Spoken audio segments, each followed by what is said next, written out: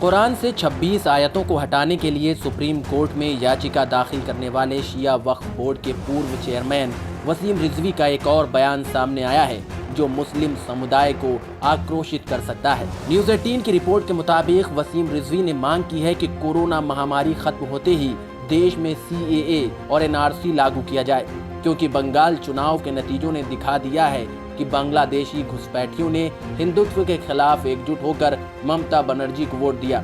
ये हिंदुस्तान के लिए अच्छे संकेत नहीं है। वसीम रिजवी ने यह भी मांग की है कि देश भर से छोटे मदरसे बंद होने चाहिए। उन्होंने कहा कि जिनको मदरसों में पढ़ना हो वो कक्षा 10 के बाद दाखिला ले। इसके साथ ही एक बार फिर वसीम रिजवी ने कुरान की 26 आयतों को लेकर विवादित बयान दिया। वसीम रिजवी ने कहा कि कुरान की 26 आयतें जो कहीं न कहीं मतभेद पैदा कर रही हैं, आतंकी तालीम दे रही हैं, जिनकी आज कोई ज़रूरत नहीं है, उनका प्रचार प्रसार मस्जिदों से बैन किया जाना चाहिए। वसीम रिजवी ने कहा कि बंगाल का चुनाव इसका उदाहरण है कि वक्त आ गया है कि देश में CAA और NRC लागू किया जाए। वसीम रिजवी ने कहा कि बंगाल में सबसे ज़्यादा बांग्लादेश के मुसलमान घुसपैठ किए हुए हैं। हिंदुस्तान में जहाँ जहाँ घुसपैठिए हैं वो एक मकसद के तहत आए हैं। बंगाल के चुनाव में BJP के खिलाफ और हिंदुत्व के खिलाफ एकजुट होकर उन्होंने ममता बनर्जी को वोट दिया।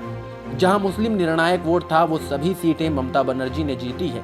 ये मुसलमान किसी के वोट बैंक नहीं है, किसी सियासी पार्टी के साथ नहीं है। वो हिंदुत्व और BJP के दुश्मन हैं। वो उसी को वोट देते हैं जो BJP को हरा रही है। ये अच्छे संकेत नहीं है। ये हिंदुस्तान को बर्बाद करने के संकेत हैं। हिंदुस्तान को मजबूत और देश का विकास करने के लिए सभी धर्मों को एकजुट होना पड़ेगा।